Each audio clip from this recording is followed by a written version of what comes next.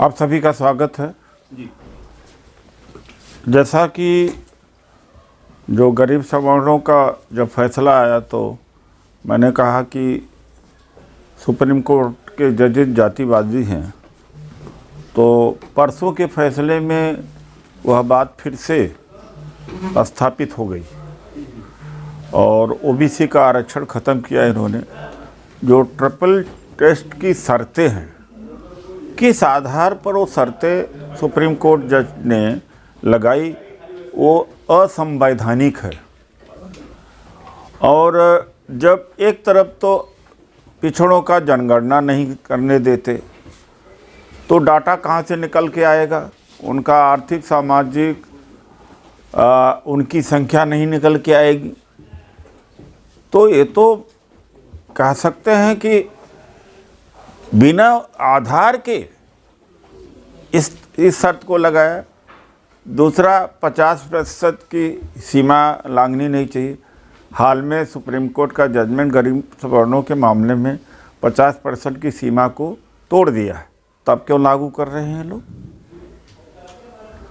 तो यह जो शर्तें लगाई है ट्रिपल टेस्ट में, वो शर्तें ही गलत है। लगभग 30 साल तक एक लक्ष्मण रेखा थी कि वो पार ही नहीं हो सकती।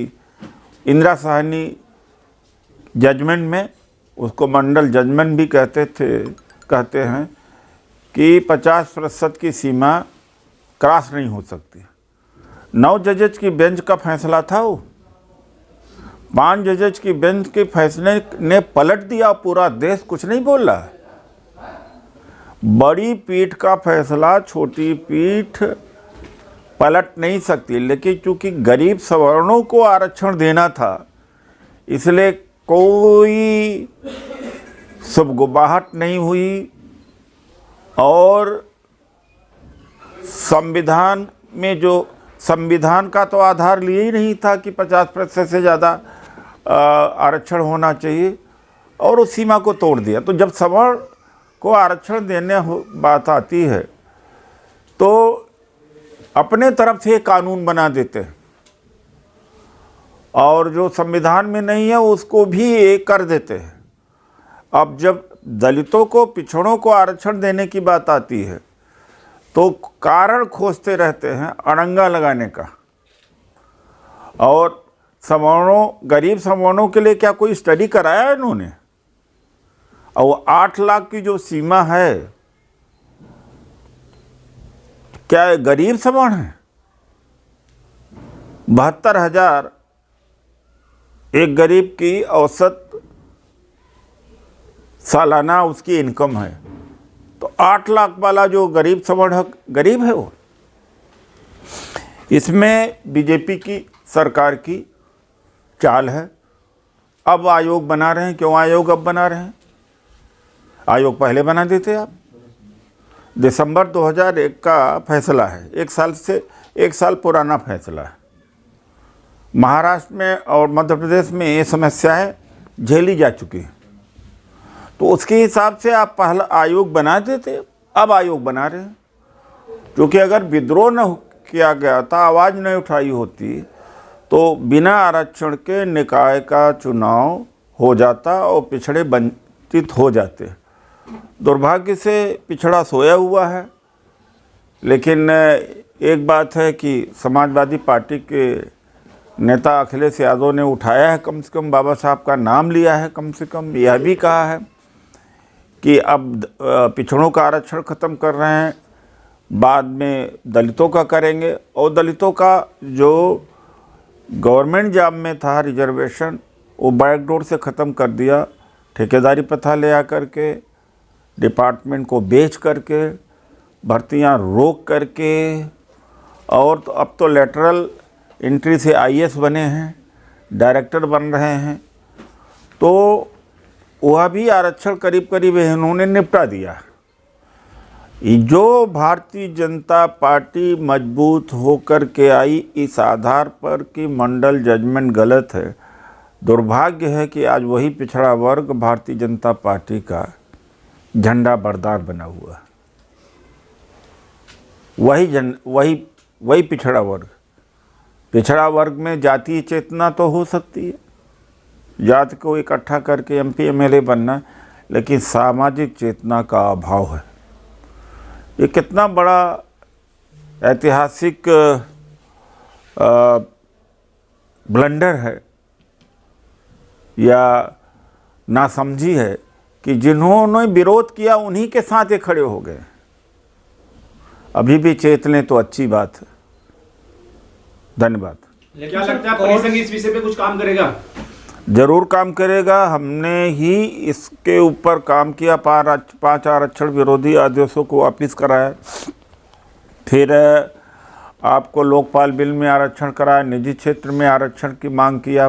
संसद में जब था तो बिल भी पेश किया मैंने, और हम तो लड़ाई लड़ी रही ना। अगर यह बीमारी आई कहाँ से, अतिरिक्त अगर इन्फॉर्मेशन आपको चाहिए तो नागराज से बीमारी आई।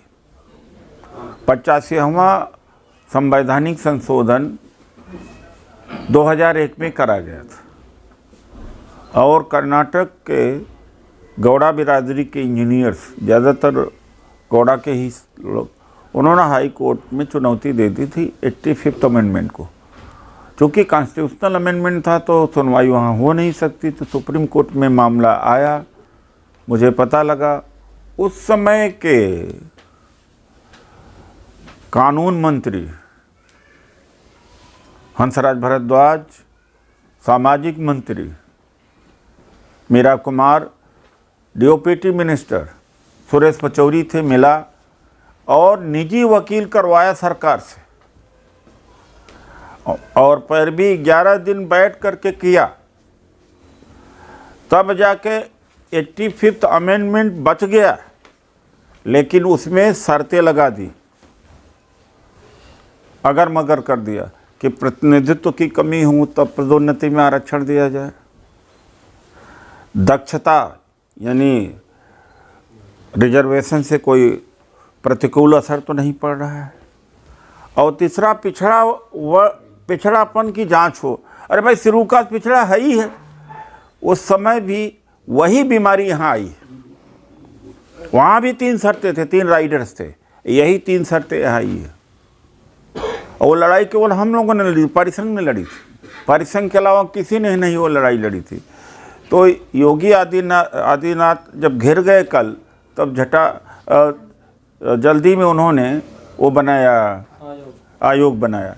पहले बना देते जब दिसंबर 2001 का फैसला था ट्रिपल टेस्ट का, कंडीशन का। तो इनकी नीयत अब भी पिछड़ा नहीं जागा।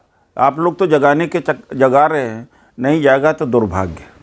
सर, ओबीसी में बहुत बड़े बड़े नेता हैं, बहुत बड़े लीडर हैं, लेकिन ये उदित राज ने ही ये मसला क्यों उठाया है? देखिए, तो जब दलित पढ़ता है तो ओबीसी आगे नहीं आता है सर, और जब ओबीसी पढ़ रहा है तो दलित सबसे आगे आ रहा है। मंडल कमीशन की लड़ाई काशीराम जी ने लड़ी थी जी।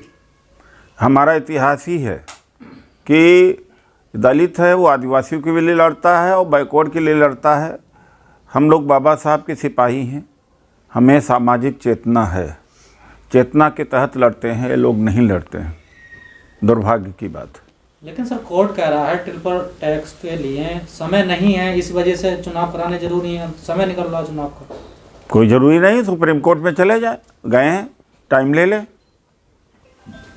वैसे ट्रिपल टेस्ट जब सुप्रीम कोर्ट का जजमेंट अयप्पा मंदिर के बारे में आया था, सबरी कहते हैं शायद, मंदिर में आया था, तो सरकार ने कहाँ माना था? सरकार ने खुद विरोध किया था। देश के गृह मंत्री ने कहा था कि ऐसा जजमेंट नहीं देना चाहिए। तो योगी सरकार तो अभी विरोध कर रही है ना सर? नहीं, जजमेंट का विरोध किया था। मैं बीजेपी में था उस समय, और हमने कहा गलत है। महिलाओं के प्रवेश का अधिकार सुप्रीम कोर्ट ने दिया था कि सबरी मंदिर में महिलाओं का प्रवेश होना चाहिए। तो कहा अयप्पा भगवान हैं, वो सेलिब्रेट हैं, ब्रह्मचर्य हैं, महिलाएं नहीं जा सकती हैं। तो बीजेपी ने विरोध किया था वो जजमेंट का, तो इस जजमेंट को भी नहीं माने। जो परसों जजमेंट आया है बाध्यता नहीं है, कह दीजिए कि ऐसा जजमेंट नहीं देना चाहिए जो लागू करना असंभव हो। यही शब्द थे गृह मंत्री अमित शाह के कि ऐसा जजमेंट नहीं देना चाहिए था। केशव प्रसाद मौर्य कह तो रहे हैं कि आखिर तक लड़ा जाएगा, तो खराब करके लड़ा जाएगा, पहले क्यों नहीं लड़ लिए? मूर्ख बना रहे, पहले आयोग बना करके रिपोर्ट ले लेते। और एक बात है, एक बड़ी दर्दनाक बात, 4 जनवरी 2011 को लखनऊ हाई कोर्ट ने एक जजमेंट दिया था नागराज का, अदम पैरवी में, जो एक कमेटी बना करके रिपोर्ट लेना और फिर पदोन्नति में आरक्षण चालू करने का काम बहन जी की सरकार ने नहीं किया था और पेश भी नहीं हुए थे।